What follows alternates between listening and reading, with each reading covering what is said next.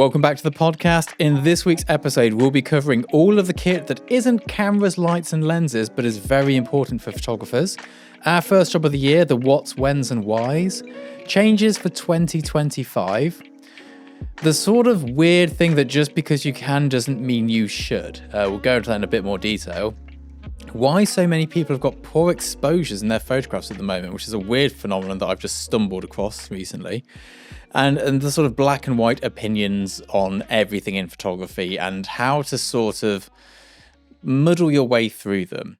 But first of all, this week's episode is sponsored by MPB. MPB have been our sponsors throughout this season, and we're very grateful for them. And what I want to do up top is go shopping, because we're going to be talking about stuff that isn't the cameras. I want to show you the bit of MPB that nobody ever goes looking at. So we're going to do that, and then we'll just dive on in, shall we, Rob? Let's get straight on it. Straight on it. I'm hoping you've got lots to say. So before we do this, Rob and I haven't sat down since December to film a podcast. So it's actually quite, although they're coming out every week, it's been a while. Yeah, it's been nigh on a month, actually. Yeah, it might be over a month, I think. Maybe over, yes. I think it's over a month since we actually sat down to make a podcast. Good 5 week. So I'm hoping you've got lots of good gossip for me. But I don't know how much we can publish on a podcast. Well, yeah, maybe there'll be a second podcast just for the gossip. But what I want to do now is jump onto MPB just to show you something you're perhaps not expecting to go shopping for, and it'll be a major part of this week's video actually looking at these sorts of things. But let's dive into MPB, because obviously that's, you can see what I've been shopping for already. So yes. as I just open this up, you can instantly see somebody's been looking for a new lens. But I don't think they've got the one I want. Let me have a quick look before we go too far. Have they got it? They've not got it yet. I'm looking for the 45 to 100. I'm obviously not buying a brand new one, because why pay the depreciation? And the reason it's in short supply is it's the one everybody wants. It is a good lens. It does keep coming up though, and whenever it comes up, I'm always like, oh, I should buy that. And then I don't need it urgently, so it doesn't really become a major thing that we need to do. But which ties in nicely with the conversations you had about a protective new toy car for you that has now got a $4,000 delta than when you looked at it this time last year. Yes, quite. But there we go. Such is life. Now, one thing I do buy secondhand are camera bags. I think I bought my Billingham brand new. Well, it was given to me actually as a gift. That was brand new. I got that in 2010. Oh, I say you've had it as long as I've known you. Yeah, it's my daily bag, and it's been my daily bag since 2010. I keep thinking it's on its last legs. I do remember when I met you in 2013 how proud you are of owning a Billingham bag. It was so beautiful. They're so beautiful. It was as bougie as a bougie thing back then. Absolutely. And the thing is, because they're made so well, like, listen here, it's brand new. Why pay the brand new price? Oh, that's one I've got. It's a bit like this. I don't know if it's the exact one, because they all look the same in photographs to me. That looks very similar to mine. I don't have a zip on the back of mine. But yeah, very nice bit of kit. I used it as a wedding photographer. I use it as a documentary photographer. And nowadays, it carries my laptop. I mean, I'll be honest, I've always struggled with Billingham as a grower. Not a fan of the aesthetic or the build? The functionality of it. Yeah, they're not. I think they make great messenger bags. It's a very expensive messenger bag, let's be honest. It is. Now, if you quantify the price to something like a think tank World Traveller, which is the one you can fit on an airplane. Yes. That's built like an outhouse, waterproof, padded, secure, and about the same price as a completely non-functional Billingham bag. Correct. I don't see your point though. Now, style factor, granted, it doesn't have quite the same aesthetic. Yeah, I always just think camera bags look hideous. They all look the same to me. Yeah, it's definitely function over form in most cases. But these are what I use, though, the think tank airports as well. Yeah, so we've got, I've got 2 of them behind me. And again, they're like £300 brand new or £150 second hand. Yeah, which actually isn't bad. And I got one of mine's in much worse condition than this. I got one of mine at the same time that I got my Billingham. So my Billingham was like, the way that I used it was, this carried everything to the shoot. Yep. Especially for weddings and documentary stuff. Then you had locks on this; you could padlock it up in the media. Yeah, I remember the Holland trip. We had 2 of them with very specific gear loaded into each one. And then you decant what you need urgently into your Billingham, which goes on your shoulder, and then you sort of mill around all day. Nowadays, they just get used to transport stuff. I've got an entire massive one just over this way, which is full of foam inserts, so you can customize them to look however you want. But again, like these come with a lifetime guarantee. I regularly message, every 5 years or so, message ThinkTech. I'm like, could I have 6 new wheels, please? And they send you 6 new wheels, and you just bolt them on, and your wheels are all nice and smooth again. But same with Pelly cases. Like a Pelly case doesn't really age. No. Like mine's from, I don't know, it's one of the very early ones, the one that I use for my main camera rig. It just works. And they are all but indestructible. Oh, they're brilliant. Although I have slightly broken mine myself. I was screwing screws into it, and the screw was bigger than I thought it was, and it came out the other side. So mine's no longer fully weather sealed. In no way can you blame Pelly for that. That's entirely my. I looked at it and I didn't measure it. I just went, that looks like it won't go all the way through. I was drilling in this netting on the inside of it and closed it. And now there's bits of gaffer's tape on the top of my Pelly case where the screws protrude. I did angle grind them off as well. It was probably still pretty weather sealed. But to be honest, sounds exactly like the bloke that was doing some damp course in my neighbour's house and managed to drill through their wall, the cavity, my wall, and into my gas pipe. Yep, that's probably me as well, to be honest. But there we go. Here's what else you can get. Do you remember these? Yeah. Syrup. The good old sliders. Remember the Rhino sliders? They were in the early days. They were one of the prominent brands. You got your DJI stuff, tripod. I mean, tripods again. No, it's not true. I did buy a brand new tripod recently. I needed a really lightweight, cheap travel tripod, which I used once and is now just sat away. But like my main tripod here is from the 1980s. Oh yeah, I mean I remember lugging that about on sets while assisting you. Yeah, and this is this unwieldy beast of burden. It's a Art 058 Manfrotto professional tripod. It is weighty. It's also slightly broken, but not enough to replace it. And again, we've got this nice fluid head in it as well. Actually, one of them, I don't know which one it is, but there's a nice fluid head. And again, bought it secondhand because it's not going to age badly, is it? You see, looking at these, it's interesting because there's a lot of interesting things now. Tripods and stuff. I think you always need a tripod, and something you do learn very early on is that a cheap tripod really is a terrible false economy. Always a very false economy. As you know, the one I've currently got my 4K sat on, again Manfrotto with a nice fluid head. Yeah. Is I found that almost perfect balance between robustness, being able to carry a decent sized rig, and portability. And so that was kind of always the sweet spot for me. Hence, I've had that nigh on 13 years now. Yeah. And I've just had to, every couple of years, you have to tighten up the latches on the legs, and that's about it. Yeah, mine needs that. You just have to whack out the Allen key every now and again. But what is really interesting looking at that list on MPB there is the sliders. Now, there's 2 things that we've all bought, used, forgotten about, and you occasionally come back to. Sliders is one of them, and dolly track being the other one. Yeah, you've got a dolly track, haven't you? I have got a dolly track, yeah. Yeah. And again, I used it on a job in December with the lovely Miss Eve Harding, who I'm seeing tonight for a birthday party. And she was very specific. No. I'm old school filmmaker. I want a dolly track. I know you can walk back with a gimbal, but I want it on a dolly track. I'm like, fine. And then you use it, and you're like, I like this. Why did I stop using this? It's because it's massive. Because it's massive, and it's a pain. It doesn't work on anything other than a completely flat floor. But again, the shot you get from it, the aesthetic is perfect. We used to use that dolly track a lot, didn't we? Music videos. Yeah. So that came out bit like swoosh across the front. And the same with the slider I've got. I think it's the newer one, the carbon fibre one, which is quite a nice little thing. And you don't use it often, but when you do, you think I should use this more. This is nice. Yeah, I mean, my thing is like if the kit's not out and in my clear vision, it very rarely gets. Every now and again, I'm like, oh, that's a really cool bit of kit I got there. I should use that. But then it gets put in a drawer somewhere, and I just. You see, I've finally, after however many years it was when I had to leave what used to be your old studio and became my studio with about 12 hours notice. Finally now starting to compartmentalise everything in my house, where I've now got spaces for things. And so that the lounge is a bit less like a used camera warehouse, and now starting to look a bit more like a functional human lives there. It was interesting. Holly was saying to me, she's like, why don't you get rid of your studio? You don't need it. Oh, you do. I was like, oh yeah, because this is all going to fit in the house. Just for the storage. I mean, I know you've got a big old house. But it would not be a big old house any longer if you just have to find room for all this lot. I mean, I've got a fraction of what you've got, and it basically took over a 3-bedroom house. Yeah, I think. Yeah, I tried to explain this to her, and she's like, "You could all store it away nicely." I was like, "It would be there'd be no room in the house. It'd just be everywhere. Our house is already full. There would not be a corner you could turn to in the house that would not have some sort of gear there. I mean, we'd be able to artificially light the house very nicely. Oh, yeah, perfect. I mean, every time you're doing a bit of filming with Holly in the kitchen, you'd be like, yeah, great, it's already ready to go. It's already perfectly lit. We've got a TV set, but so we used to use our kitchen as a TV set regularly, actually. That's how you met, I believe. Yes, shooting a book cover in there.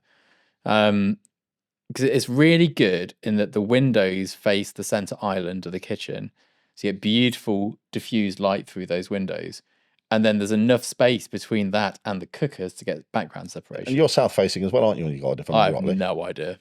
I should know these. Does sun come in through it most of the day? Not in England, no. Well, imagine we live somewhere where there was actual sunshine. Today's nice. I can see through the blinds. We've got a bit of blue sky today. Yeah, we get sunshine in the back garden. Yeah, we get sunshine in the front garden. Only at the end of the day. Do it? I should be. I love how you know and I don't. It's a big tree at the front of the house which blocks a lot of sun. And we had to have a bit of it chopped down because it was going to fall onto the house. Bit of a prune. But apparently it's a listed tree, so you can't just lop it. Ah, right. You have to have it done in a specific way. I mean, this is really boring. I shan't bother everyone with the perils of a listed tree being on the front drive. First world problems. But yeah, very much first world problems. But yes, as well on here on MPB, you can also get your audio kit. Now, Rob, correct me if I'm wrong here because I don't actually know. I've been using a Rode NTG shotgun mic as my YouTube thing until I recently moved to lav mics, just because I wanted to just use the same mic. Correct. It was having it I had it all rigged up on the camera stand, and the problem was I got a dog, and the dog liked to chew the microphone. That microphone belonged to Paul, the guy I first assisted, who now assists me on big jobs, and Paul bought it secondhand.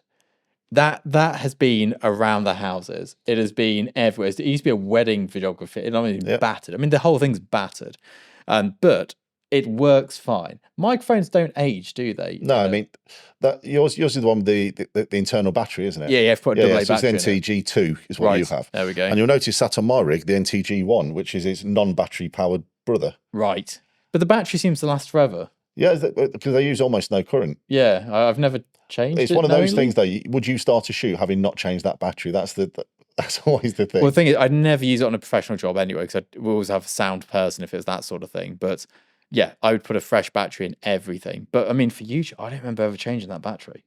No, you wouldn't have to. No.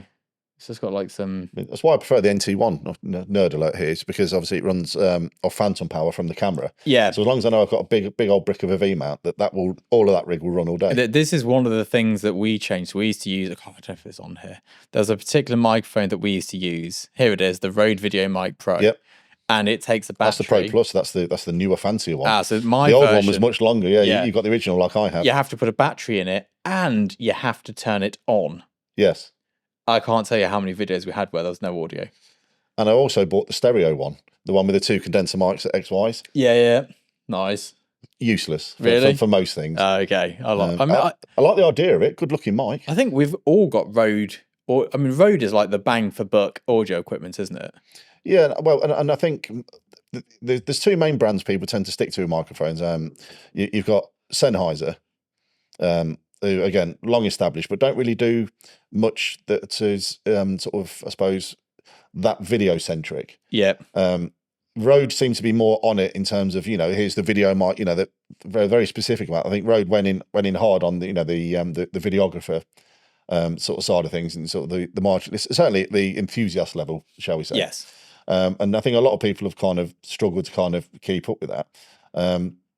So that's I think people are familiar with Rode because they've seen them again from the relatively affordable Video Mic Pro or Video Mic was back in the day, which was that one. I think it was only like 80 quid brand new or something. And again, compared to what audio you were getting at the time, on our relatively entry level DSLRs, their internal microphones with the preamps were literally shocking. But the ability then to pop one of those mics on and immediately have something giving you much better capture was great. And then you learn over time that shotguns aren't really the way if you're trying to record any sort of dialogue. Yeah, it's not the one. They're predominantly used for scratch. And I think this is another great example of Hollywood gaslighting the whole industry. Because every time you see a professional set, there's some dude there with the boom arm and booming the mics. Oh, that's what they do. What people don't see is that actor then going into the booth and redoing every single bit of dialogue. It's called ADR, advanced dialogue replacement. Yeah. Is that they re-record every single line using that in their headphones as the scratch track to sync their audio. The problem is, though, once you know that this is how it works, you'll notice in films every now and again will move and their words come out because they changed what they said on the ones that spent all the budget on the CGI and didn't have enough to have the sound guy kind of time everything properly. Yeah, we've watched a few things recently like that. We've also noticed a few films, actually, not films, TV series. There's one about this Irish family of sisters who keep committing murders by mistake. It's like a comedy, obviously, and you keep getting like scenes where the color grade's not being applied. Yeah, I'm just like that's. I mean, I do that. There's always a YouTube video. There's always somewhere where the it's like the Starbucks cup famously being left in Game of Thrones. Yeah. I love that. It's like whoopsie. But there we go. So yeah, MPB sponsors for this week's episode, and I think and useful for more than just cameras, as we learned. Yes, absolutely. And I don't think they used to sell this sort of stuff because I have bought bags from them actually. So I knew they had bags, but I didn't know they did tripods, and they've also got some lighting. Yeah, and even gimbals. I mean, even relatively up to date ones like the RS3 Pro. Yeah, all there. That's if you can get, and again, they're bulletproof. I mean, as you know, I've got a love-hate relationship with the battery grip on my RS2 Pro. Yes, and I can't wait for it to finally die so I can justify buying a second one where the grip's actually attached to it with the glue. Yeah, you've got to wait for it to die because it's just annoying. It's annoying, yeah. But we live with it. Yes, yeah. We soldier on. And if I had £100 to spend, I'd buy another V-mount, not another one of them that I don't need. We're currently swimming in V-mounts here, aren't we? Everyone keeps sending your V-mount batches into the studio, please. Any camera brands out there make a V-mount, send it on in because we are powered for days. Yeah, there will be coming a point where I'll be asking for my wages in V-mounts. Yeah. Might be a point where I can only pay them in V-mounts. But we'll see how it all goes. Let's roll on for season 3. Yeah, absolutely. So yes, this is our first recording in ages. So for those who don't know, we batch film everything. So all the interviews I've been doing by myself, and there's loads more of those coming up. We've got Jack Curry, Emily Mills. We've got Carl Taylor. We've hopefully got the guy who taught me photography. I'm not going to say his name because I want to put him on the spot in case he can't do it. He's umming it. Oh, that's not the microphone. He's umming and ahhing about it. We'll see what happens with that. And then I've got a couple of other good photographers from the industry. What's been interesting though is if I get a YouTuber on here, gets lots of views. If I get an actual professional photographer on here, no one watches it, and everyone goes, I don't like what he's saying. And it's a bit like, you said you wanted this, but yeah, I bring a certain amateur chic to this whole proceedings, and I think that's possibly what people find relatable. Maybe. We're just saying that before recording this, we realised that so having a guest on is a lot of work. It's a lot of work. Logistics, recording, time, and everything else. And it does worse when it's just the two of us rambling away. And you've got no control over the kit that the other person's using, as we found out. Yes, I know. It's fine when we've got somebody in the studio. So Emily came in, which is great because she's a very much an up and coming photographer. And then, oh my gosh, of course I can't remember him. Photographic eye. Alex, there we go. Alex Kilby. Had a bit of a mind blank there, and I'm getting old. He came in, which is great. But when we've done them over Zoom, it's not the same. So I think we're going to rethink that a little bit. But first episode in ages. Rob, what have you been up to? Well, having a little bit of a break. As I say, I tend to have Christmas tends to be my summer holiday. Yep. But it's the only time of year where you're not really getting booked anyway, and it's like, do you know what? I'd rather than just scratch around for what few bookings are available, which everybody's clambering for at that time of year because you're thinking, Christmas monies and such. It's like, do you know what? I'd rather just take the whole month off, and or at least I managed a good 2.5 weeks, which for me is a very long amount of time. And just that, and then you got to reorganise things. Like I had to go through the most fear-inducing part of my year, which is upgrading the operating system on my Hackintosh. Yep. Because that will either go like butter or it will go hideously wrong. How'd it go this time? Really well, actually. Oh, brilliant. There we go. So next time will be a disaster. Because I've done it, so that it's going to bite me back now. When I get home tonight, it just won't work. Yeah. There'll be something crazy with it. But that's the joys of owning that particular thing, or at least making that. So anyone out there who's done a bit of Hackintoshing will understand the pain. You try and you think you've done everything correctly, and then all of a sudden there's just one little line of code somewhere that you've got wrong, doesn't work. Now, with Macs being so cheap nowadays compared to when you built your Hackintosh, what would you do now? Another Hackintosh or buy a Mac? Well, I would, if I was going again now. Now you're correct. Like the main reason was that at the time I built mine, unless I wanted to spend 60 grand on it, which I didn't, and you know, no one should want. If I sold half of my house, I could just about afford that. Apple didn't make the computer I needed or wanted. You know, your options were M1 Mac Minis, and that was about it. And everything was basically M1 this and M1 that. And it just, in terms of, with me being more video centric, and you know, most of my work tends to be sort of video using, you know, multicam raw shooting cameras. You need a bit of horsepower for that. And yes, Apple will tell you that theirs is as fast as XYZ card, etc. But under particular circumstances, you've got to read the small print for all of those things. But as long as you're facing east and but as you and I have both seen, practically in the real world, that is not the case. No. So I needed something that could grow with me, which no Apple computer now is. Yep, correct. Absolutely none. Even the new, I think it starts at $7,000, the new Mac Pro, which is, I genuinely believe this, that Apple only made that computer to show you that you do not need that computer. What you actually want is the $4,000 Mac Studio. Yeah. Because you break it down, it's still in the same big case that the 2019 Mac Pro was, which would have been a good computer for me. Other than it was obscene cost. The starting price was $6,000 and it had one RX 580 in it. Now, I'm sorry, Apple, for a $6,000 computer, that's taking the raving. Like, it's that card has got no business being anywhere near that level or price of a computer. Now, the advantage was, of course, is you had 7 slots that you could put anything you wanted into. So if that wasn't enough for you, you can whip it out and populate it. And now you had a nice machine. Now, and then the very next year, 2020, Apple launched Apple Silicon. And then you immediately think that the bell has rung now for Intel support on Macs. As soon as they did that, the only reason that they're still supported and nothing prior to 2019 is because of that computer that people would have spent maxed out $60,000 on. And if that was only supported for 4 or 5 years, you'd be a bit miffed. Yeah, I'd be a bit miffed having spent that much money on a computer. But that's the only thing keeping that computer alive. And even the latest version, which is Sequoia, still supports currently Intel Mac. So you've still got a good couple of years left in Hackintoshing, but I think the writing is on the wall, at least in Hackintoshing in the traditional sense. What I would still do, for me personally, because again, I tend to buy a machine and stick with it until it basically dies and then go again.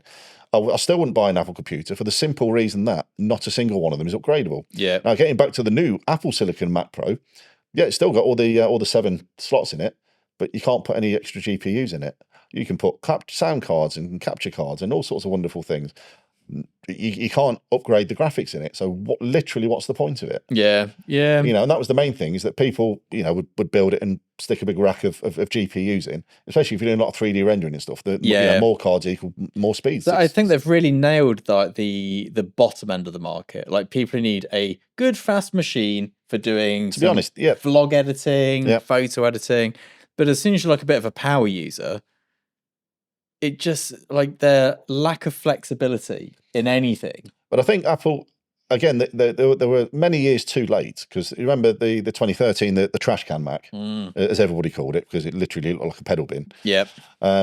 That was using outdated hardware when it was launched in 2013. So let's just say it didn't age well. It's probably the kindest thing you could say about that. Having, again, come from the previous version, which was one of the best Macs ever made. You know, the cheese grater Mac is known. Looked good as well. It looked really good. Everything just popped out. Everything was super easy to update and upgrade. It was the perfect computer. It genuinely was. It was amazing. Only things like the FireWire ports have aged it a bit, and you know, whatever. But again, you could get the dual processor version. You could put loads of RAM in it. You could upgrade the GPUs. Everything about it was upgradable and really easy to do. And then they brought this trash can thing out again, which is kind of when they started going into the integration of everything, and all of a sudden your RAM wasn't upgradable anymore, and this wasn't upgradable. Now, it was upgradable in this particular instance, but because it was in a trash can, there was only limited things you could kind of do. The most you could max it out to was whatever spec you bought from Apple. You couldn't really go beyond that.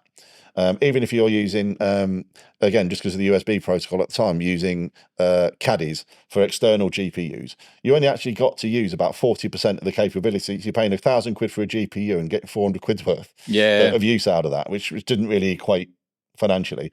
And at that point, Apple just didn't care because they were too busy selling iPhones and iPads. Well, I mean, which were making them all of the money. So an iPhone costs more than the laptop I've got in front of me here. Yep.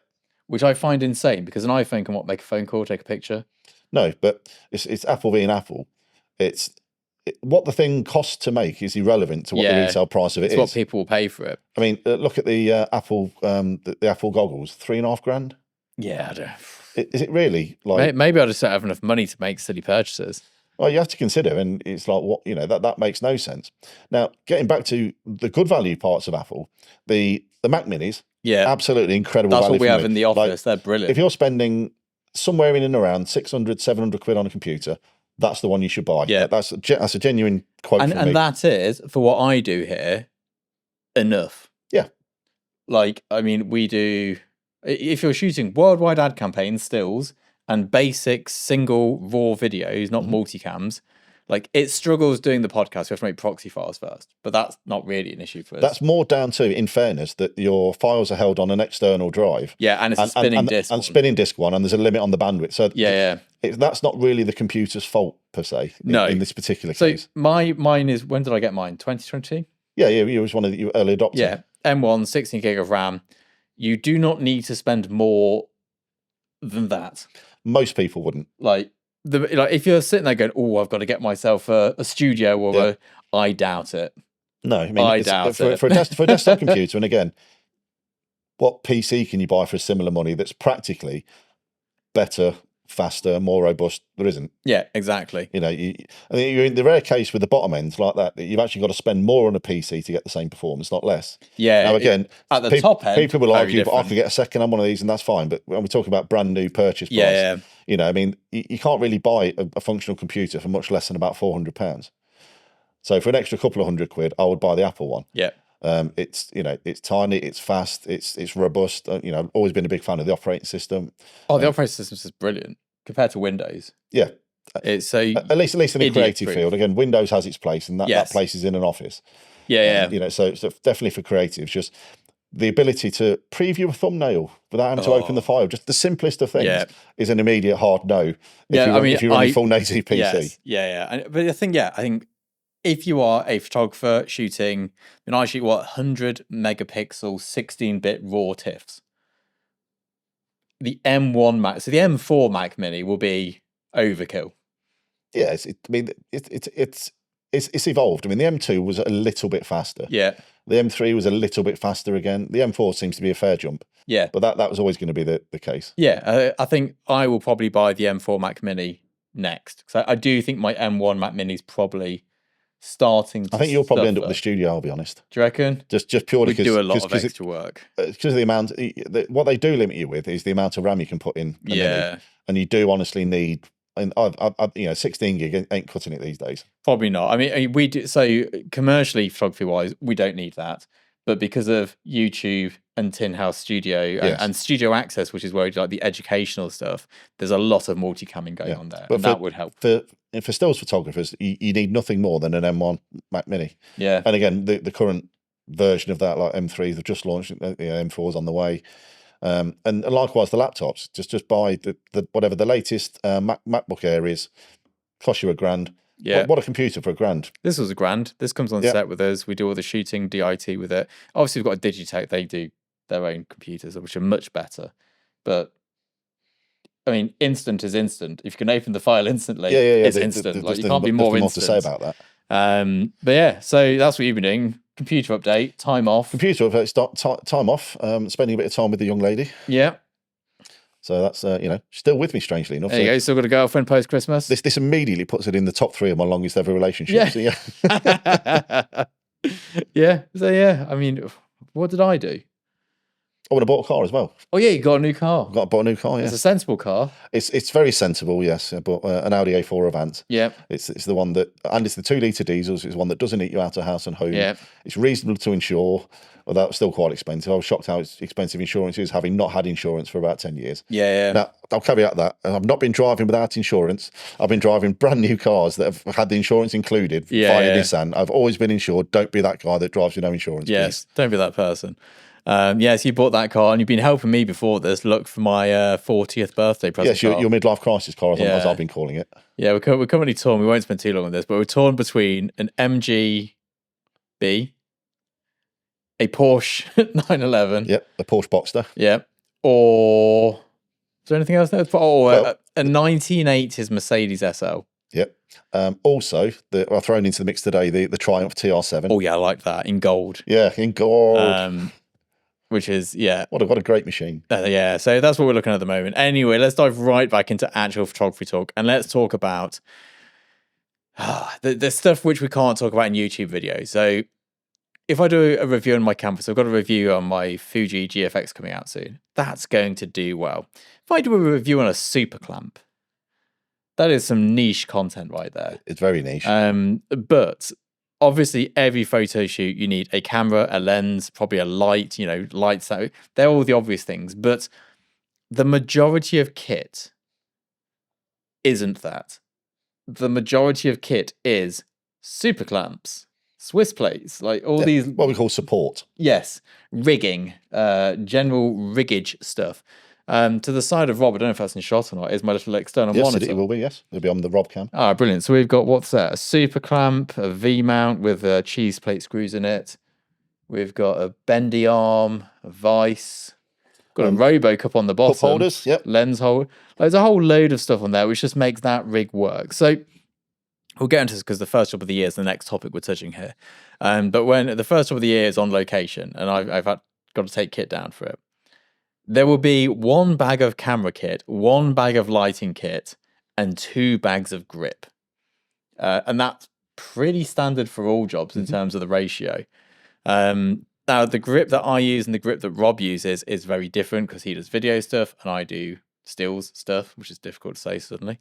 But like, there's so much equipment that's so important to have. I think I've got something like 30 of those, I've already forgotten what they're called, little bolt-on things.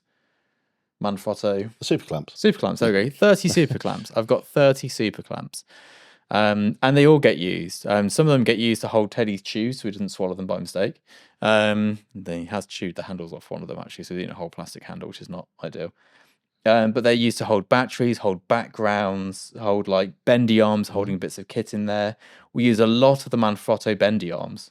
Like different sizes from small. They're the magic arms. Magic arms, that's it, not bendy arms, magic arms. Like the big ones, the small ones. Whether it's holding a monitor, holding something in set, holding a drinks glass, a bottle.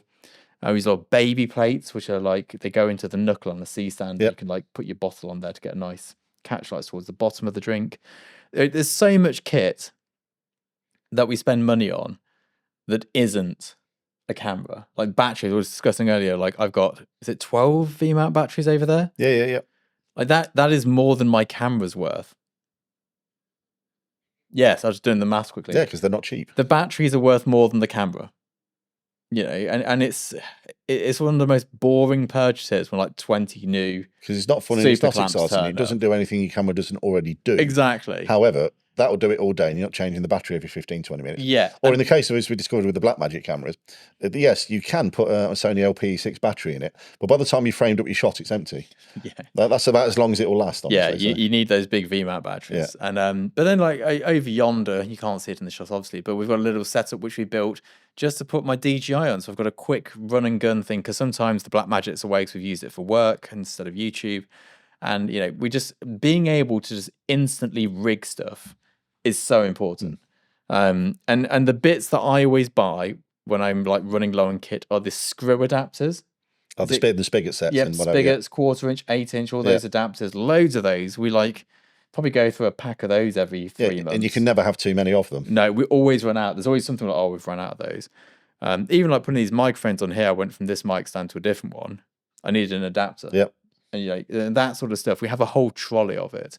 And What else do we use a lot of in here? I mean, aside from the actual, I mean, we were discussing light stands. Yeah. If you have a look around the room, there's almost like the evolution of the things that everybody started with, the big old traditional Manfrottos, which is currently propping up the Nan light. Yep, got and then you've got various levels of C stands. Oh, and I tell you what, and again, buying a light stand's a boring purchase. But yeah, I went from, we had these really cheap Chinese stands originally, and they were awful. Then we bought these, like, I've got 2 of them, and I've still got 2 of them. They are Manfrotto light stands, and they're dampened, so when you accidentally undo the thing, the light doesn't smash. And I remember thinking how good they are. Like, I was like, these are pro. These are really nice light stands. And then today I was like, look how rubbish these are, Rob, swaying in the breeze. And that was like the holy grail. Then I went for C stands, which I've got, 15 C stands? Yeah, you got a whole rack of them. There's a lot of C stands. C stands are great because you can get them really close to each other. So on a still life set, C stands are the one. They a nightmare on location because they're really bloody heavy. And they're long.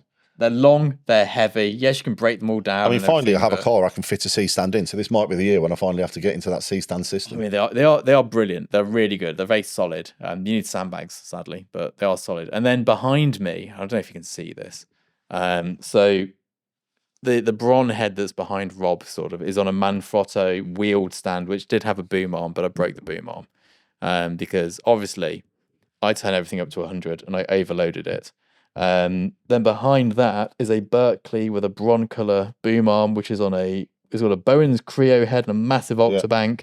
And then now my sort of gold standard right behind me is a massive Manfrotto wind-up stand with a Cambo light beam on it. It's also got a Bowens head on it. So all those people who tell me that I only shoot not Godox, but broncolor because I hate everything else. I still shoot Bowens lights from the 1980s. Because they still work, and I'm not getting rid of them just because they're old. No, they'll get replaced when they eventually die. Yeah, when they die, they won't get replaced, actually. They'll just no longer be of service. But we still use them. We're shooting on those later today, actually. We're doing some video content for Studio Access. We're shooting how to shoot high-volume product work for repeat clients who, say, have like 50 things they need shooting every month, and how to do that. That's what's going to be on there. We've got some portrait work we're doing as well later on with one of my mates, which will be good.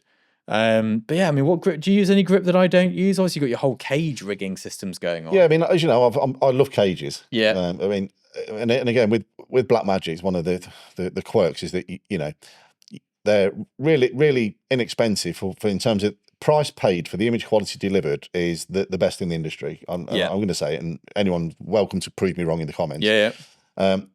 What they don't tell you is that you've got to spend about the same on the camera, rigging it out to make it fully usable on a day-to-day basis. Yes. And the heart of anything is a good cage. Yeah. Now, I went down the route of the tilter cages. Yes. Because they're doing nice little things like the focus grip, and you can put another battery in that, and that's a nice place to store an MPF battery as opposed to using the LPE6 if you don't want to start putting V mounts on it. If you just want to go sort of run and gun, with something kind of relatively lightweight and what have you. And plus the cage can split apart, so it could be a half cage or a full cage, all from the same cage, so you don't have to buy 2 different types. So I personally, we're not sponsored by Tilter, but I personally prefer the Tilter. Although I do own a lot of small rig. I went full small rig, and I must say the Tilter is better. Yeah. However, what I will say in small rig's defence is that they use the standard industry hole pitches. Tilter don't. Everything is proprietary with Tilter as a general rule of thumb. Yeah. To the point where you've got to like file off little nubbins and stuff on things to get it to fit theirs if it's not a Tilter product. Yeah. I mean, their own ecosystem instantly is wonderful. You know, and they'll do everything you think of. It's just think, well, that seems like quite a lot of money for a caddy for this. Now, is it Tilter that make that focusing rig? Yes. So I'll get in trouble for this. No, I won't actually, because I've got evidence of it. Mine broke, and I emailed them, and they told me to try and sell it on to make my money back. They did do that. Yes. And I was just like, obviously I'm not knowingly selling somebody a broken piece of equipment to make my money back to get an... Anyway, I went through my credit card company and got the money back off them. But yeah. I still use it because the kit is good. It's unreliable in terms of they just die suddenly, the focus. Yeah. I mean, again, they've got better. I mean, mine's done well. Yours has done well. Yours gets battered as well. But again, it tends to live most of its life on that rig. It doesn't get unpacked and moved around too much. It tends to kind of sit where it lives. It's Yeah, I mean, we get some weird stuff from like companies trying to pull fast ones. I've got an email to show you later on actually from a somebody who's bought the rights to a camera brand company who sent me a slightly threatening letter to say that if I ever say anything bad about the brand of cameras, which is, I must add, no longer produced, he'll be taking legal action against me. Well, they can't. No, I know. An opinion piece is an opinion piece. Exactly. I'll tell you what, if you think I'm going to say anything good about you having sent me a threatening letter... If anything, I'm going to mug you off for that. How'd you like damn apples? We get a lot of threatening emails here. It's quite weird. I mean, that's the kind of stuff that can go viral. Yes, yeah. But I mean, I won't name and shame because I think they're just... I don't know. It didn't sound quite right. Yeah. I'm not convinced he owns the brand either. The brand doesn't exist. But I think most people, and myself would be one of those people, having received an email like that, would get extremely puffy chested about the whole thing. And say, right then, I had no plans to mention this, escalate, even mention the unnamed camera brand ever again. Yeah. But now you've said that, you hold my point. I know, it's like a brand that went out of business in the early 2000s, like 25 years ago, and he's bought the trademark for, he says. I don't know if any of this is true. Could just be a random email. I get a lot of weird That sort of emails. thing does happen, but... Yeah, and it was like, basically, if anyone says anything bad about my camera brand, I was like, mate, you've... Unfortunately, free speech is free speach. Yes, and, you've been very ill-informed by your legal team as to what a review is. But yes, well, let us know in the comments if you want me to oust this brand. Mate, I'm commenting as soon as I get off here, and immediately name and shame. I will show you the email after this. It's let me know what you think about it, Rob. We'll see what it is. But yes, so going from rigging stuff, the reason I wanted to discuss the rigging stuff is because our first job of the year has come in, and it's not my usual fare. I phoned you up straight afterwards. We need an editor the following day. I can't name the client or the location in this bit, but we're doing a social media job. Decent budget, actually. It's not a six-figure job, obviously, it's social media, but it was more than I expected, which is good because actually what they want is very high quality. I mean, basically, the budget matches what they want, but when it's social media, that's often not the case. Yeah, I mean, I was surprised how much of a budget you do have for that. Yeah, I was pretty pleased with that. I think it was a good one. And it's so far this year, we've only had video jobs involving people as inquiries. That's all we've been getting. So obviously I'm known as a still life stills photographer, and we've been getting moving image with people. That's the mainstay of it. But anyway, it's a tight budget because it's social media. So I've got to travel down, and I'm going to use my own kit to save money. Usually we'd rent the whole shebang, but we're going to use my own kit. So a couple of aperture lights, probably in one bag, because you get the aperture bag, the big suitcase. And it's a nice bag. And if you take all their packaging out of it, you can fit 2 lights in there. Yeah. Obviously, it's got always like lovely protective foam in it, but we're professionals. So if you smash it in. As long as you're handballing it yourself and it's not being like chucked in the luggage compartment of a plane. Yeah. I think it'd be all right. It's going in the car, isn't it? And let's face it, the lights are built like tanks that, you struggle to damage them. Yeah. So we're taking those down. I've got to then take probably 6 C-stands, which I'm I don't know how close to the location we can get because it's in central. So that'd be interesting. I was like, so I could get the train, but I can't carry the kit on the train. Yeah. And I'm going to use a local assistant in London because... Makes sense. So we're going to take all that down. A couple of modifiers, some scrims, some flags, computer, camera. Should probably take a spare camera sometimes in one location. Oh, we're in central though. I can just go to a rental house quick. Yeah. Right. I'm assuming you can rent those. Yeah, you can remember those. Yeah. They're most rental houses. Maybe we'll just put a request in early doors. Maybe we'll ask to rent it, but we won't go and collect it. We'll pay the rental fee and just if we need it, get it. Yeah. Then we'd have to deal with like pickups and drops. The logistics if you don't need it, yeah. A wing assistant in an Uber. But yeah, I've got to get it all packed down quite tight because there's only 3 of us going to be there. And it was a very, I think we basically won the job because I just said, yeah, no worries, let me sort that for you. Yeah. There was no, they were quite, I think, nervous about this one. Everyone's been a bit nervous about just, can we do this? We've got this budget, how's it going to, I was like, don't worry about it. We've often kind of referred to this in sort of previous episodes where, we talk about people and personalities, and it doesn't matter how good you are at your job if you're not easy to work with and you're not amenable. And a lot of that comes down. A lot of people, it's almost like the plumber syndrome. They'll say, here's what we've got. We've got what we consider to be a fairly good budget. Although in their mind, they're probably thinking, it's not really enough, is it? It's not really much, but it's what we've got signed off. Yeah. Hi, insert photography person's name here. We want to do this and we've got this much. And the first thing people go, I don't know, it's not much. And straight away you put someone on the back foot. They come fully honest and say, look, this is what we're looking for. This is what we've got to spend. Is this something you can help us with?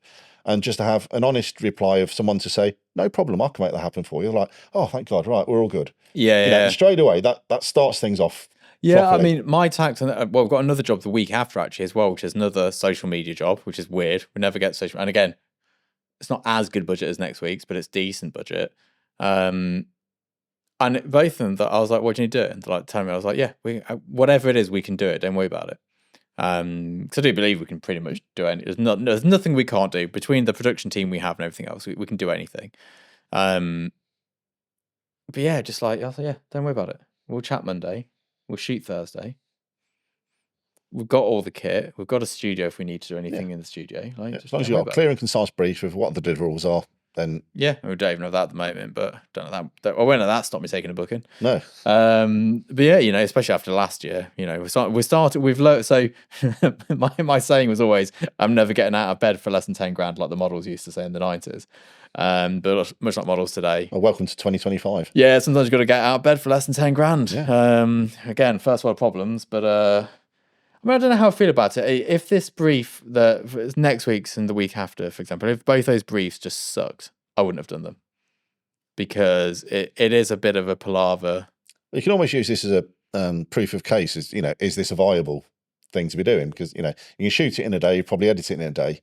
Yeah. Plus a couple of days plan. You think, okay, does this make sense on a daily rate? Actually, probably, maybe. No, I don't think it does. And if it's repeatable, but again, rather than doing sort of one big campaign every 6 months, to be doing something more steady, more regular, can, especially at this time of year, where normally you don't really get going till about April, May, do you? As a general rule, I'd say usually late Feb's the first job. I mean, every year's different. Sometimes you like first week of January, a massive ad campaign, but that's like normally because someone's messed up before Christmas. Yeah, they should have done that for the Christmas market and then didn't.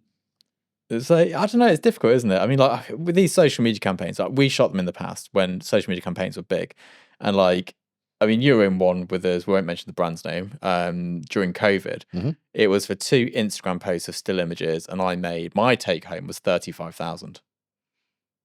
Which, I mean, the retouch was a nightmare. I mean, I still have nightmares about that now. And they never used the images. I can't even post them anywhere. They've never been used because by the time they'd signed off the final retouch, they'd moved on. Yeah. It was no longer relevant. But like, no one's paying 35 grand for an Instagram post today. Those days are gone. No. That's not a thing anymore. I think 10 grand full budget for social media shoot is probably realistic. You're doing well if you're getting that. That's gross. That's not my take. That's the gross. That's the entire budget for the job. Yeah, that's more what you're expecting, I think, today. Maybe I'm wrong. Let me know in the comments if I'm wrong. And of course, there are some social media campaigns where there are big budgets still. We have had some come through where it's not just because there's a difference. Like, there's like, I don't know, a major soft drink brand doing a social media campaign worldwide, and that's their main campaign for that year. And there's a major brand soft drinks going, we need some content. And they are 2 very different jobs. Yeah, completely. So next week's job is a big worldwide campaign only on social media.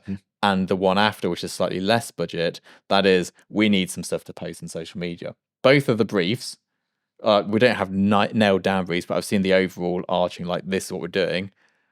I would shoot for free. They're that good. Like, both of them, it's like, yeah, I'd do that as a test shoot. So I'm going to make a little bit of cash, get some great work for my portfolio, and at least next week's one is great networking. And importantly, it's good for networking. It's interesting, it's creative. Yeah. So you get a chance to sort of jump out of your box a bit, and I think that's what drew to it more than the. As far as I'm concerned, I mean, we've got the overarching, like, this is what we need to achieve. I believe, and I might be wrong here. I'll find out on Monday. I'd do what I want, which is very exciting. We've got a bit of budget. We've got some talent. It's gonna be good. But yeah, that's what we're doing. First jobs are in. Pretty early start for the year. Not massive jobs, but to be fair, the 2 of them combined do make one real job in terms of income. But yeah, I mean, we had a video last week that went out about how we're changing. Because 2025, it is the year of change. Everyone's got to change. It's adapt or die. And there's a couple of things I've done to adapt, and you'll see one of them later on today, Rob, actually. And we're launching a new business, nothing to do with photography. It's something we've wanted to do for ages. So that's happening. It won't be mentioned on here ever. It will be... I may have a sneaking suspicion what that is. Yes, it will be completely separate. But it's a different passion project entirely. Never be on here, never be mentioned, never be shown. But we're doing that. Are we doing that because of how weird the industry's been? No, I don't think so. I think we'd have done that anyway. Well, this is a bit different because this isn't just you, is it? No, there's partners in this. So this was going to happen anyway. This was going to happen. And I'm pretty excited about it, to be honest, because it is so different. But yeah, so that's going on. So that's one thing. That's going to help me a lot in terms of stress. Because running a studio is expensive. And I'm lucky that I've never made a loss, I think. I don't think many businesses can go, every year we've turned a profit, no matter how bad it's been. But it's definitely getting tighter each year. So this year we are doubling down on authenticity, I think is the best way to put it. You probably have I know you've not seen yet. We've got the film cameras out for today. Later on, we're getting the film cameras out. We're going to shoot some film, mostly because I need to check the stock because it's been in the freezer for so many years. I don't know how it's going. So it's gone freezer to fridge to thaw out. And then after this, we'll take it out of the fridge to bring it to room temperature before we shoot later on today. So we've done that. We're doing that. And it's... these social media jobs I've taken, maybe they're a test to see whether I want to do smaller jobs just to keep cash flow coming in. Maybe, I don't know, I can't tell. Like, I could easily tell myself, no, I've definitely not done it because of that reason. And I could easily tell myself I definitely have. I've not actively decided based on that, but obviously all of these things have a bit of a back of your mind. Yeah, and how the jobs go and how you feel the end product and the general, how you got from A to B, and are you happy with everything at the end of it? It's going to have a large bearing on whether that's something you want to continue with, I think. Yeah, I mean, I've been a jobbing photographer in the past. I'm never doing that again. I'm never doing the weekly shooting again. Never say never. I hated it so much. By the time I was finished working with Hits, I didn't want to see another event, another social thing, or I was done. I'd rather go and get a day job because I hated it that much. In the weddings as well. The worst thing about weddings was I decided I was no longer shooting weddings. I got 3 years worth of booking still to get through. And I remember turning up to a wedding making like $2,000 for the day gross. And I'd be like, I'm going to be here till 1 a.m, but tomorrow I've got a worldwide ad campaign on for Pepsi. Brilliant. Like, and you know, I don't know, the food budget is more than my entire day rate for this wedding. And it's hard and I'm knackered and I just want to get home and sleep because tomorrow I've got to do a damn good job. But yeah, I don't know. I can't imagine. I don't enjoy working with people who don't understand how the photography industry works. Whereas my mate loves it. He's like, yeah, I love it. You know, help these people out. They've got a clue what's going on. You talk them all through it. For me, that's just hellish. But I don't know. What's your... I don't know. I mean, I try to be the solution, not the problem most of the time. I'm the problem. I mean, yourself to a lesser extent, but certainly one of my friends who's a full-time videographer, a gentleman by the name of Paul Trunkfield, his now ex-partner suggested that, look, whatever you've got going on, whether you've got anything for him to do, book Rob. He's a very good practical problem solver, and he's always calm. And he says, you'll run around flapping and stressing, and Rob will say, just do this and it'll be fine. And yeah. Like, oh, yeah. So that was kind of, again, trying to be amenable on set and useful to people. You know, don't be there causing stress for the person in charge. Be there to kind of make their stresses go away. Yes. Yeah. I think Paul, who assists, you know, Paul Weldon. Yeah, I do. He's very much like that. Unless his blood sugar dips, and then he starts to get a bit cranky and you have to like feed him a Mars bar. Yeah. But yeah, I don't know. I find it really... I think I get annoyed when people don't see what I see. So we've had it on sets before. We've had like a slightly amateurish production company, and they're just making life difficult for me. And I don't have the patience anymore to deal with that. I'm just like, I've got no interest in explaining to you why. Just listen to what. That's just me being a bit of a dick. But I definitely get like that. I'm like, why am I having this conversation with someone who doesn't understand what they're doing?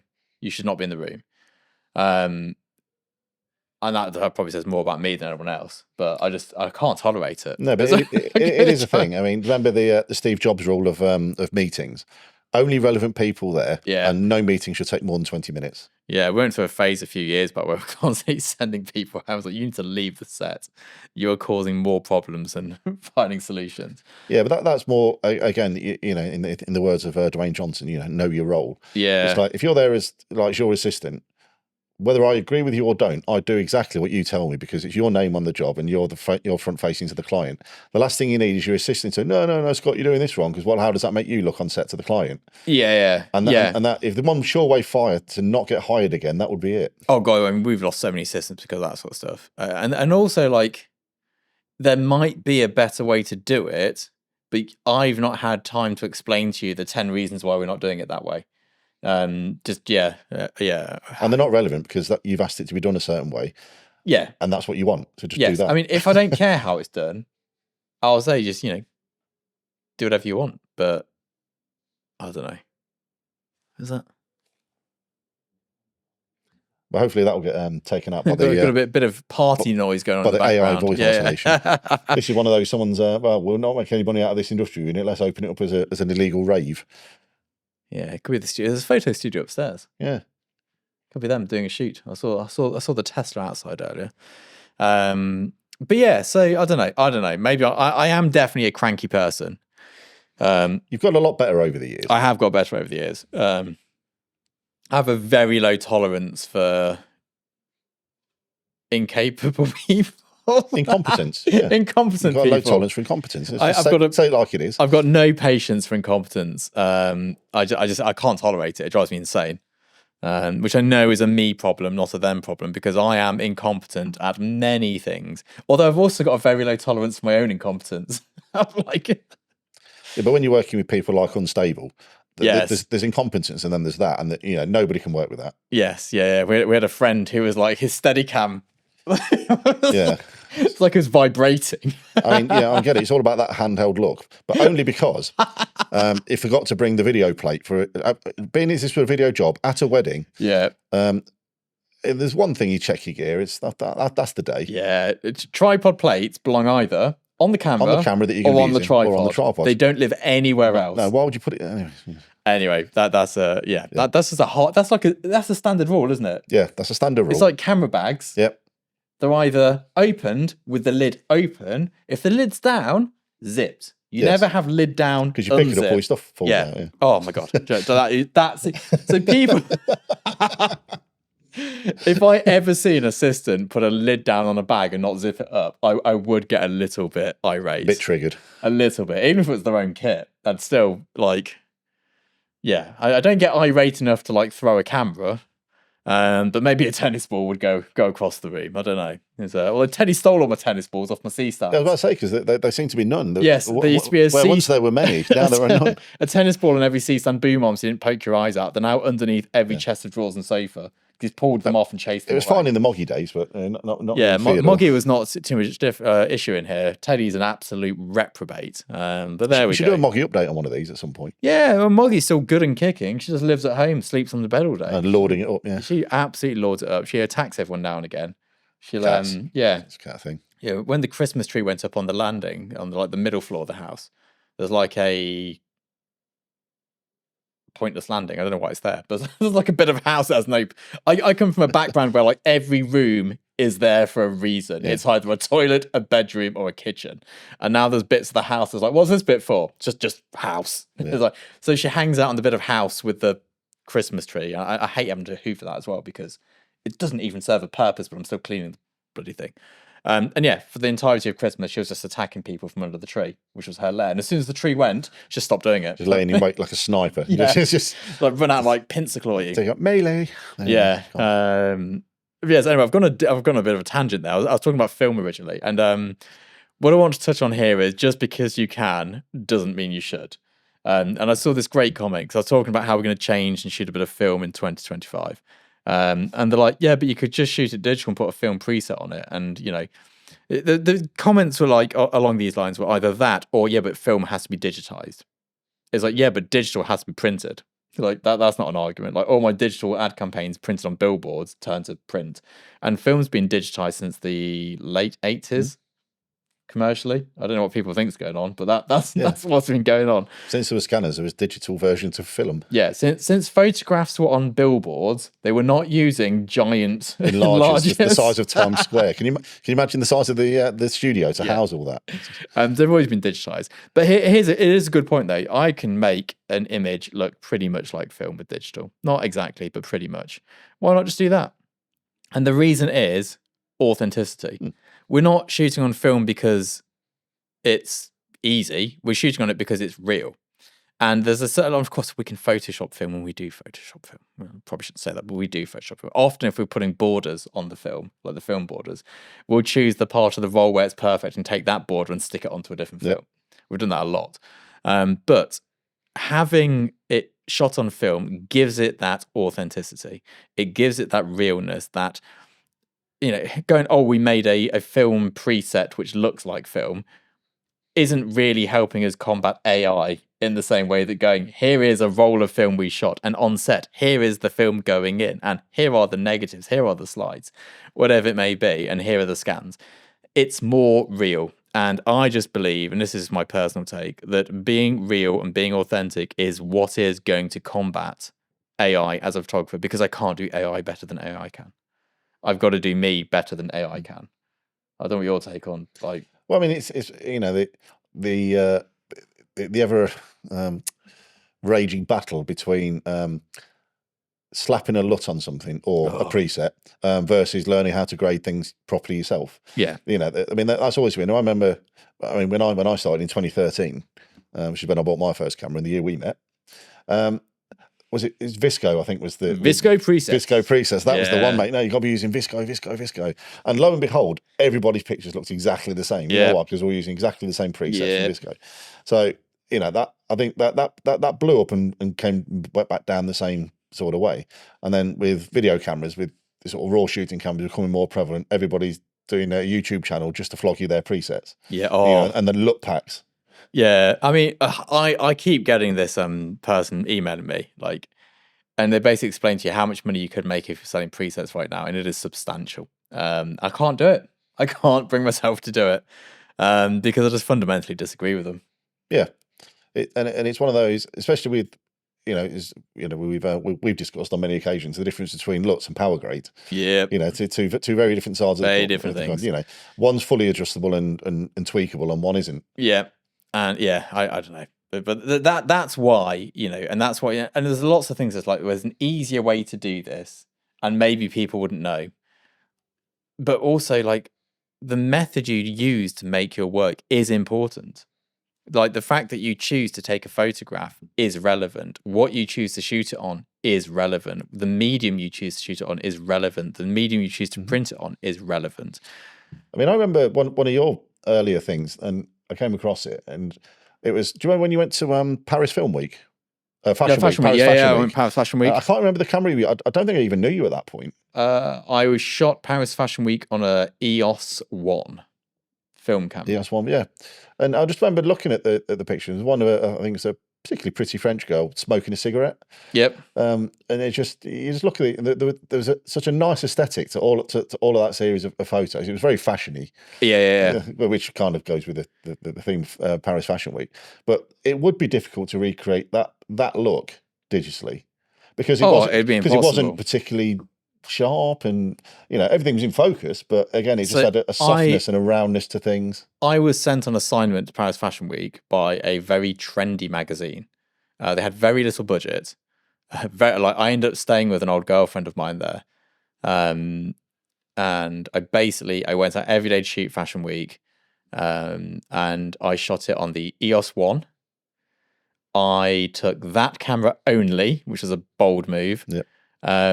I shot it all on black and white HP5 Plus, pushed to 1600 ASA, and I shot with a 17-40 f4 Canon lens at 5.6, and got some wicked shots. Got most of that lady smoking and mentioning. She was a famous model, and I just made sure that I wasn't in the same place as the paparazzi. You've seen a lot of the shots. The paparazzi are in the background. But yeah, wasn't in the same place. What's the point? Why do that? Because everybody shots the same. And you know, everyone was really happy with the assignment I shot. Didn't make me a lot of money, granted, but I like those images. They were good images, actually. Yeah, it was a nice piece of work. I enjoyed that. Yeah, it was good. Now, going on from good work to bad work. So over on Studio Access, we did a review of people's websites recently. And one of the big things I noticed was how many shots were incorrectly exposed. And it was interesting. I saw a comment on a YouTube video last week where I was talking about lighting doesn't have to be right. It's just light, like whatever you want. Someone's like, yeah, but exposure must be right.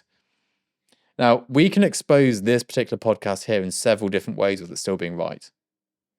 Like, we could drop it and still have it right. We could rate, like, there's no right exposure, but also there is.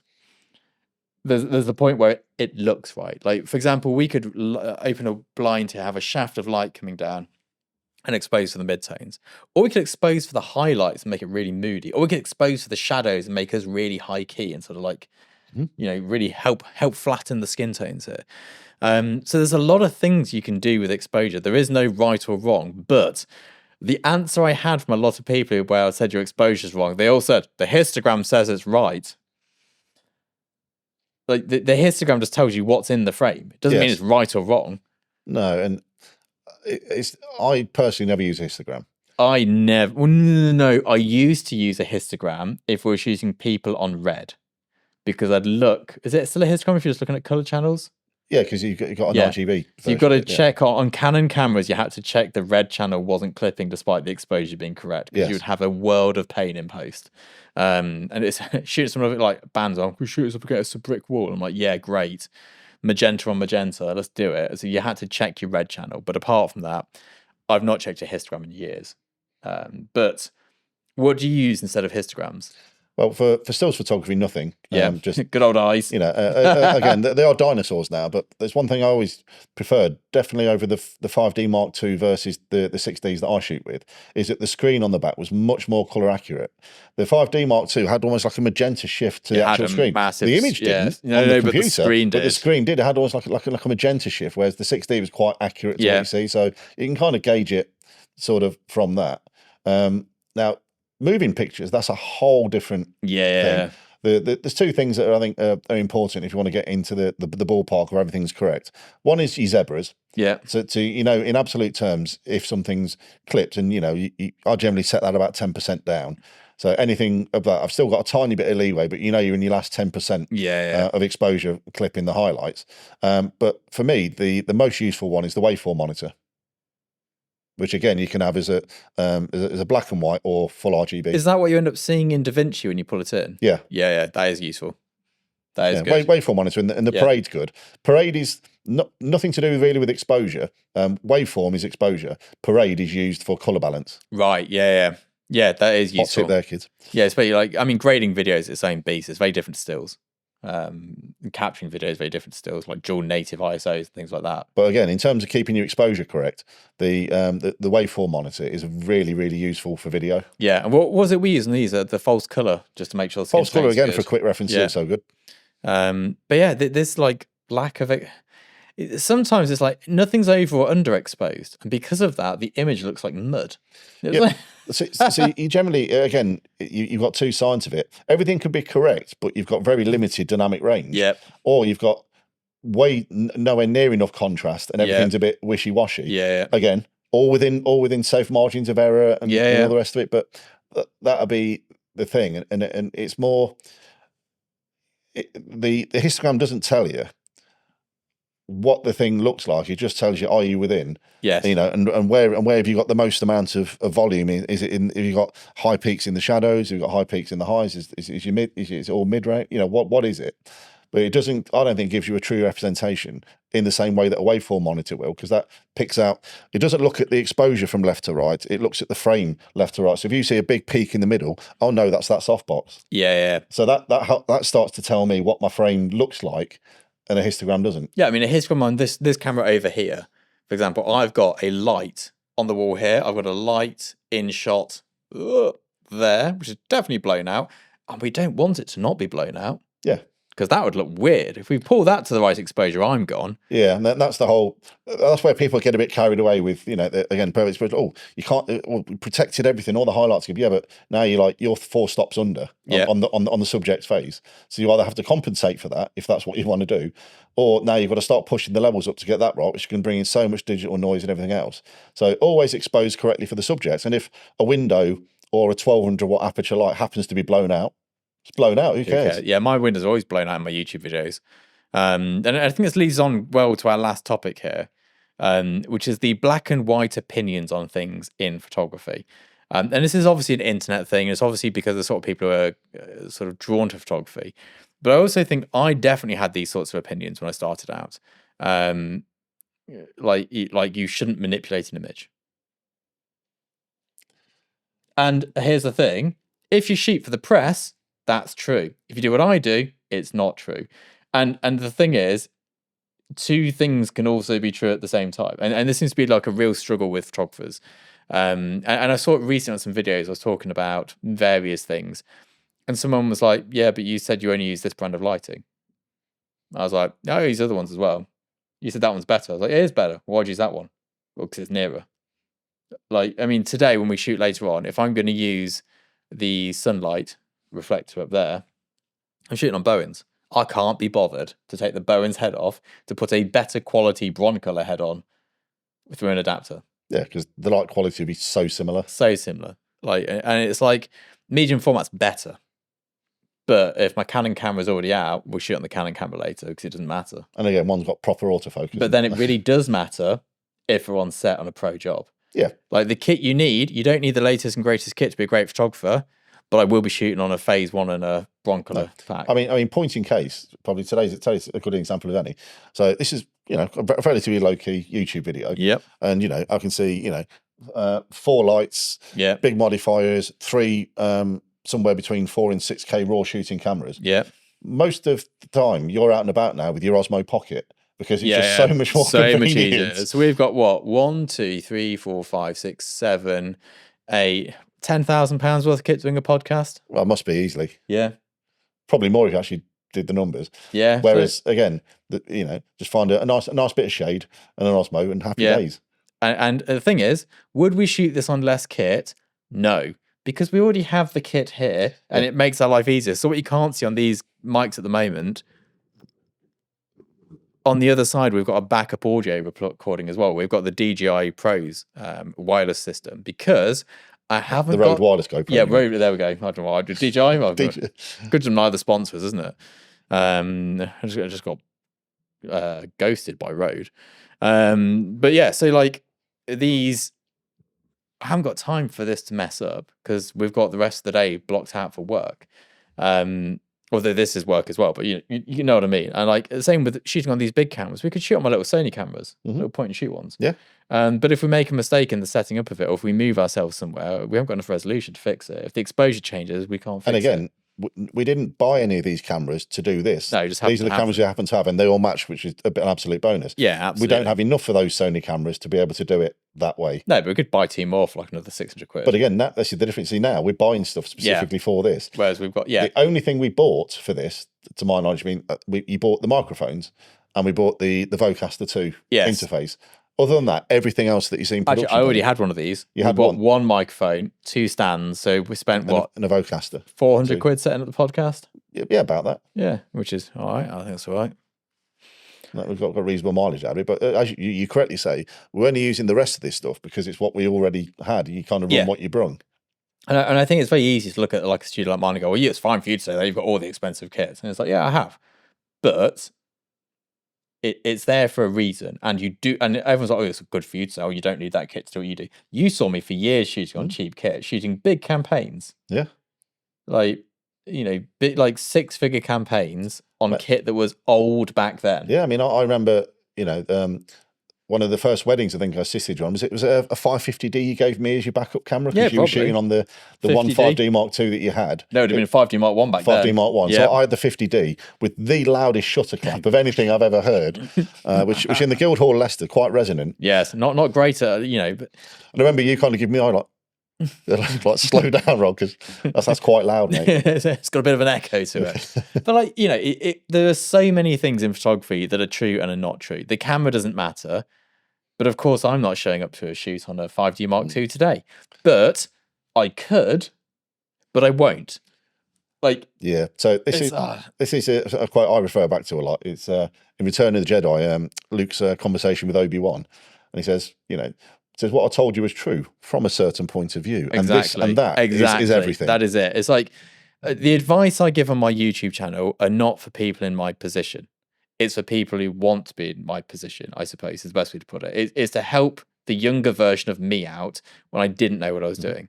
So me going, you don't need this while shooting with it, you probably don't need it. And that sounds a bit arrogant going, well, I do need it. I don't probably need it either. But we've either made enough money to buy it without it being an issue, or for optics reasons, in terms of what people perceive as it kind of matters. I don't think I could show. Everyone's like, clients don't know what Godox and Bronx. Clients know. Clients know. Good clients know. Good clients know what the monitor is. They know it's an ISO. And if you turn it without an ISO, they're like, where's the ISO? Like, if you turn it with Godox, they're like, what's this cheap lighting? This is rubbish. Now, I know Godox lighting is not rubbish. I know it's also not that cheap anymore. It used to be really cheap, but it's not anymore. They've leveled up. A bit premium now. Not premium, but like compared to past. Like, you can do my career with a 5D Mark II and some Godox lighting.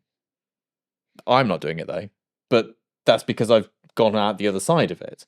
Not because, like, if I was starting again, I would absolutely be Godox 5D. And again, you've been on a 15-year journey to 15 years to get to this point. And you'd probably say, well, if you can do it with that, why buy all the other stuff?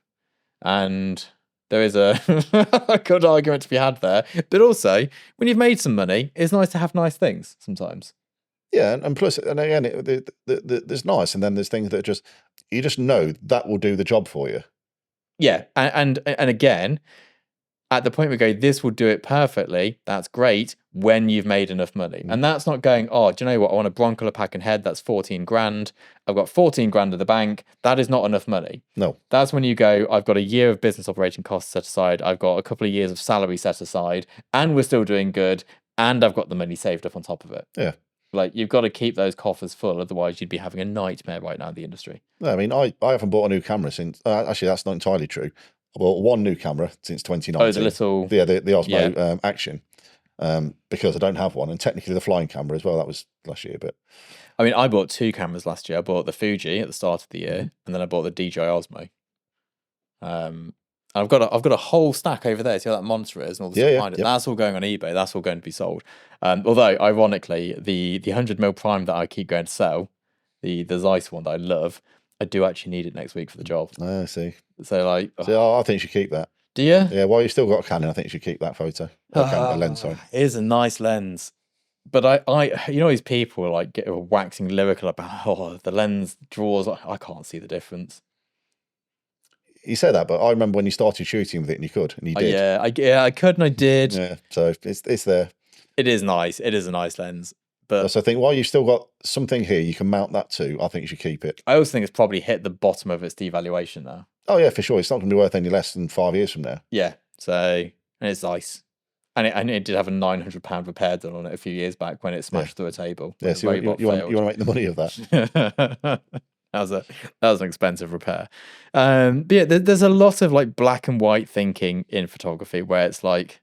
Well, it's just in the world, in the internet and social media in general. I mean, in the internet, definitely. There's a lot of like, you said this. It's like, yeah, I also say the opposite. It's like, I know that drinking's bad for me, but every Friday I have 2 pints of beer, which is far less than it used to be, granted. But there's no need for me to have 2 pints of beer on a Friday. No, because you don't get drunk on 2 pints. So don't get drunk on 2 pints. And it does do me harm. And it's a lot of calories. I don't think 2 pints. I mean, I think most doctors will argue 2 pints of a night would be fine. I know the latest research says any amount of alcohol is bad for you, which I'm not surprised by, to be honest. Mate, what's worse for you is the state of the world without alcohol. Well, stress is a bigger killer than the potential risks of drinking two pints of alcohol. Yeah, so my current drinking situation. When I say 2 pints of alcohol, I don't mean go and drink 2 pints of vodka. I'm just like to make that completely clear. That's a very different situation. Yeah, that's like the bad old days. Don't be that guy. But yeah, drink responsibly, kids. I think, my 2 pints of beer on a Friday, And here's again, I am super tight and super sensible with money. I'm never going to be poor again in my life because I've been poor and I've had nothing and I hated it. And I now make sure that is never going to happen. Now, not that I'm going to be like, a multi-millionaire, but, well, maybe, but probably not. But at the same time, it's going to try and buy food and having your bank card declined was the state I was in when I was in my early 20s. And far worse as well. So I don't want that to happen again. And because of that, I'm very frugal. And my opinion is don't waste money when you don't have to. Mm-hmm. But to contradict that, which is where this black and white thinking comes in, every Friday I buy 2 premium lagers from a petrol station. The most expensive place to buy beer from, and I buy it from a Shell petrol station, the most expensive petrol station. You're not buying an 8-pack from a supermarket that would last you the month and cost half the price. No, but it's part of I enjoy that process for some reason. There's something about it. It's like, it's Friday, I'll go and fill my car up. It's your routine, and that's part of your thing. Yeah, and of course it completely contradicts everything I believe in. I don't believe I should be drinking beer. I don't believe I should be spending money frivolously when I can get it cheaper elsewhere. And as you know, I do like buying in bulk. You do? I'm like, here's 10,000 toilet rolls. Well, C-stand's the name but one. Yes, yeah. So you've just because something's right doesn't mean it's right always. Just because you don't need a better camera for this doesn't mean it's right always. Just because the gear doesn't matter doesn't mean it's always the case. Just because the gear does matter, there's so many variables out there, and there's so many factors to consider. For me, if I didn't do the work I did, if I was just on YouTube, I would not have broncolor lighting. And in fairness, the broncolor lighting you didn't buy I got it cheap. You got an absolutely mega deal on that. I did get a mega deal. No, it still wasn't cheap. No, it wasn't cheap. That's true. You have to make that clear. It still wasn't cheap, but relative to the brand new cost of that, yes, it was really good value. I think because I bought some off a friend of mine, some off somebody in this building who got it at auction, and then I bought some more at auction. Then I bought some more used. I spent 20,000 all in on my broncolor kit, which is a lot of money, granted. It's a lot of cheddar, but it would have been a lot more. And then on my Bowens kit, I spent $4,000. Yeah, over the years. And then we did the Frankenstein bit so at one point I had like 15 Bowens heads and they started all breaking. Yeah, then there was a pile of them with some of the switches hanging out. Yeah. All sorts of, they've been cannibalised for another one that worked apart from the switch. But they got hard use. They were heavily used. Yeah, always on full power. Obviously. Always on full. They're only 500 watt lights. They've got to be. Well, you don't want less than 500 watts in a photograph, do you? So yeah, always on full power, always getting ragged. And what we'd do is we'd wait until we'd broken 2, and then we'd merge them into one fully functioning light, which often died shortly after. But it was a fun experiment while it lasted. Yeah, and then eventually I think I'd got it down to only owning 3, and I think Shane Coles has got them. Yeah, you did give them away, didn't you? Did I give them to him? You gave them to him, yeah. Ah, Jesus Christ, I was feeling... It might have been in... he did me a favour. He did a little something for you, and you're like, you know what, thank you for that. Here's a little something back. That sounds more likely. Yeah, and that's what I did. I can't remember. Maybe I did. I don't know. Shane's a good guy. Shane's photography is wicked. I'll try to remember. If someone remind me in the comments if I've not done it, I'll put a link to his Instagram. He's a really good photographer. Good guy. I say he's only young. He's probably not nowadays, is he? He was only young when I met him. Well, compared to me, he's probably 30 now. But Jesus of Nazareth is young. Yeah. But yeah, there we go. Black and white opinions. You've got to have flexibility in what you believe in. Be like water, my friend, as Bruce Lee said. Yeah, it's like it's so hard to explain to people. It's like you should do this, even though I'm not doing this. But you have to remember, I'm talking from a different point. Yeah, here you are 15 years in. Yes, if you were talking to your year 1 self, they said, look, 15 years on, you won't be doing this, but for now, this is how I would. If I was doing it all again, this is how I would be doing at year 1. If I was starting photography today and I know what I knew now, and it was 2025, I would buy 2 5D Mark IIs. I'd buy a 100mm prime, a 50mm prime. I'd go on eBay. I'd buy 6 Bowens lights and some modifiers, and I'd be good to go. Yeah, and you'd probably get the whole kit for what, 1,500 quid? Yeah, absolutely. If I was starting out today and I wanted to do what I'm doing today, and I'd still be shooting worldwide campaigns within a year on that kit. But because you did. Yeah. I went in hard. But yeah, that's what I do today. It's not what I do, but it's what I would do today if I was starting out. I'm not starting out, and the next time I buy kit is probably going to be big. It'll be spendy.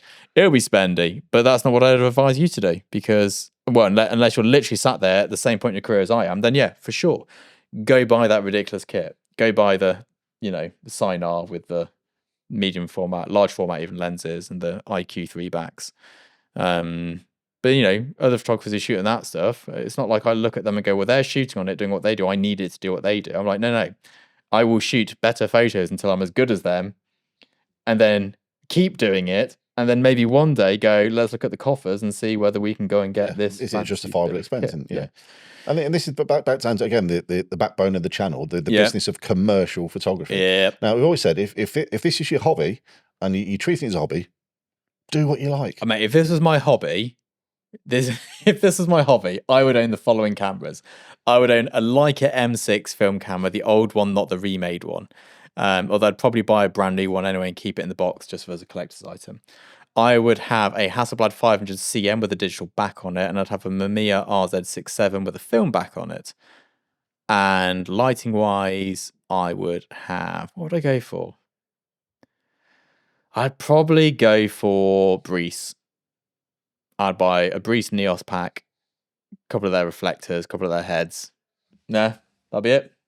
Job's a good one. Yeah. Yeah, there we go. So there we go. Practical advice. If anyone's got a spare 80 grand, there's your wish list for you. That's what I'd be spending my money on. I wouldn't have any of this sensible kit, and I definitely wouldn't be using like Rode or Manfrotto or anything like that. And you'd be driving a Honda instead of potentially a TR7. What would I be buying if I was a hobbyist photographer for my car? Because my car is not... No, it wouldn't change. I'd still have the same car because I don't put kit in my car very often. Maybe once a year. Because your car isn't your hobby now. No, it's my dog photography. Photography. My car would be a Toyota Prius. I'd be an Uber driver who owns a Leica M6. I'd go full reverse on that one. Yeah, definitely. Yeah, there we go. Right, we'll leave it there. We better go and crack on with some other work and get those proxy files made. Indeed. So, it's goodbye from me. See you later.